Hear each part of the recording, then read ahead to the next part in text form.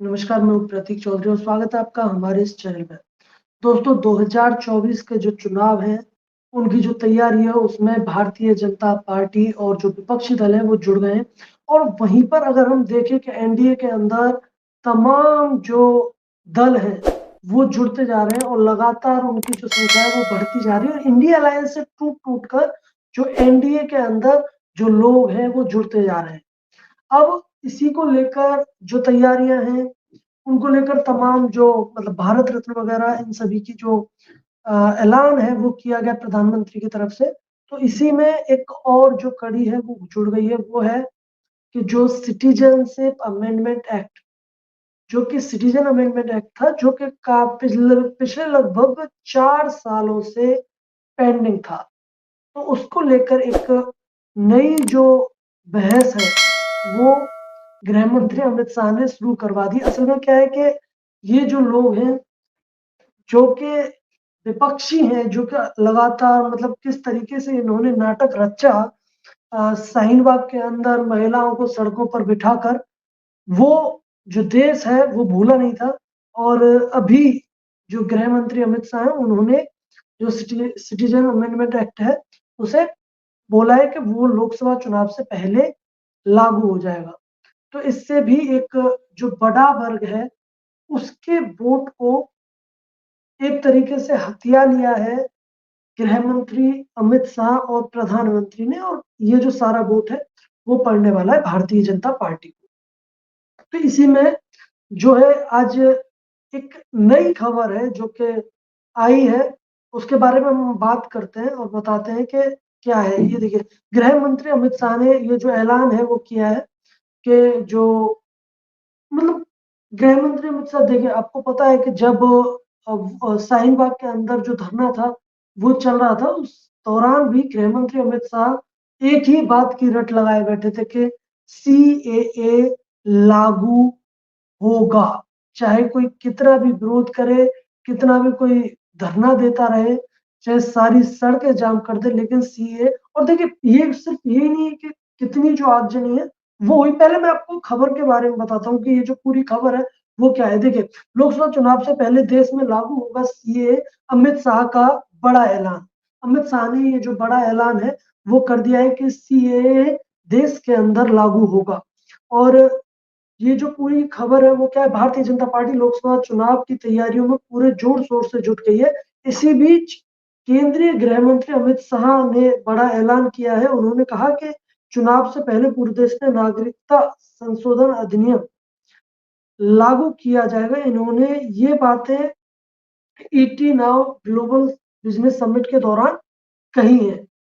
मतलब ये एक समिट के दौरान ये जो बातें हैं वो गृह मंत्री अमित शाह ने कहा है कि लोकसभा चुनाव से पहले ये जो सीए है वो लागू हो जाएगा। ये गृह मंत्री अमित शाह की तरफ से एक बहुत बड़ा जो ऐलान है वो किया गया है। और गृह मंत्री अमित शाह ने और क्या क्या, मैं साफ कर देना चाहता हूँ कि सीए किसी भी व्यक्ति की नागरिकता नहीं छीनेगी। देखिए किस तरीके से ये जो फैलाया गया था, मतलब एक तरीके से लोगों के बीच में एक गलत जानकारी फैलाई गई थी कि सीएए से लोगों की जो नागरिकता है वो चली जाएगी, जबकि सीएए से किसी की भी जो नागरिकता है वो नहीं जाने वाली है। ये जो बात है वो गृह मंत्री अमित शाह ने दोबारा से दोहराई है कि उद्देश्य केवल धार्मिक उत्पीड़न का सामना कर रहे पाकिस्तान, अफगानिस्तान और बांग्लादेश के अल्पसंख्यकों को नागरिकता देना है। यह वायदा मूल रूप से कांग्रेस ने ही उनसे किया था। मतलब उन लोगों से ये वायदा जो है कांग्रेस ने ही किया था, ये गृह मंत्री अमित शाह का कहना है।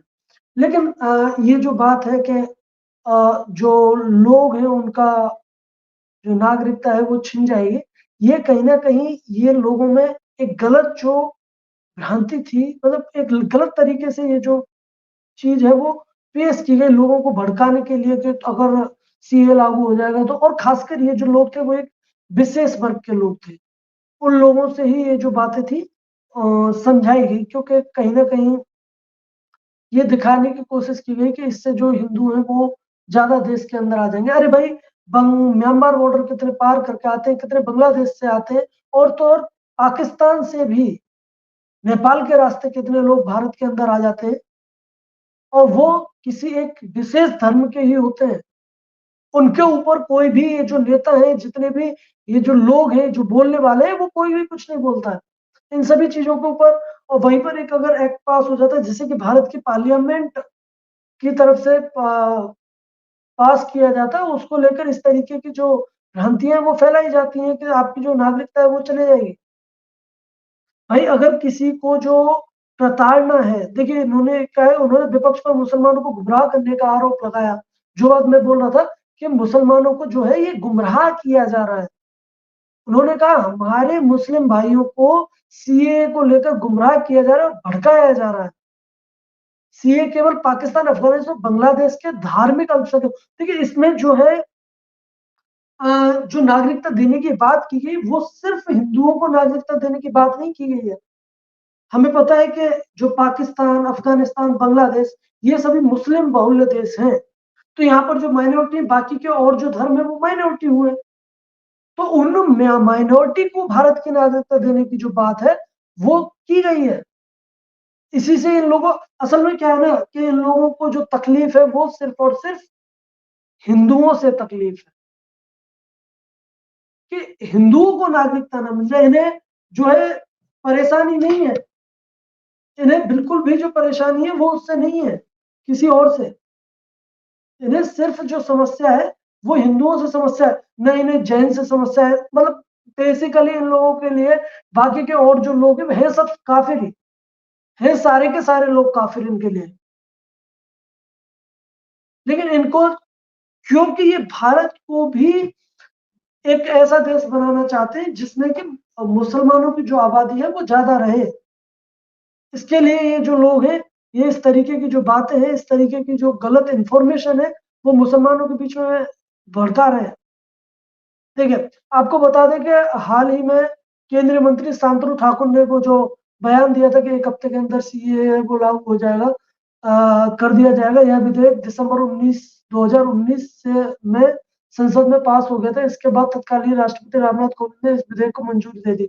10 जनवरी को 2020 को इस विधेयक को जो है मंजूरी दे दी गई थी, और इसके बाद यह कानून बन गया था। यह कानून विधेयक वही बांग्लादेश, पाकिस्तान और अफगानिस्तान के अल्पसंख्यकों को नागरिकता देने का प्रावधान किया गया है। और ये जो बिल है वो लोकसभा में 2016 में ही पास हो गया था। 2019 में तो ये राज्यसभा में पास किया गया है। और ऐसा नहीं है कि जो लोग हैं उनके लिए ये लगातार, मतलब भारतीय जनता पार्टी है वो कहती रही है कि इस तरीके के जो कानून है वो, देखिए जिस विरोध प्रदर्शन की मैं बात कर रहा था कि काफी जो विरोध प्रदर्शन थे वो हुए थे सीए को लेकर, देश भर में विरोध प्रदर्शन शुरू हो गए थे। दिल्ली के शाहीन बाग में, शाहीन बाग ही नहीं पूरे देश के अंदर हमने देखा, बंगाल के अंदर किस तरीके के हालात थे, किस तरीके की जो आगजनी थी वो की गई। और आसाम के अंदर, उत्तर प्रदेश के अंदर कोशिश की गई थी, और उसके बाद में मुख्यमंत्री योगी आदित्यनाथ ने जो एक्शन लिया, तो वो था, वो रहा शाहीन बाग का, जहां पर की पूरी जो सड़क थी उसी को घेर कर ये लोग बैठ गए थे।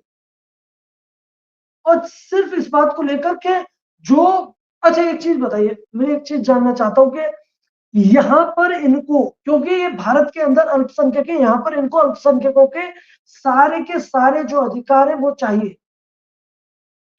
लेकिन अगर इन्हीं अधिकारों को किसी और देश के अल्पसंख्यकों को दे दिया जाए तो इन लोगों को तकलीफ होने लगती है। क्यों? क्योंकि वो लोग काफिर हैं, वो मुसलमान नहीं है, सिर्फ इसी वजह से, और कोई वजह नहीं है।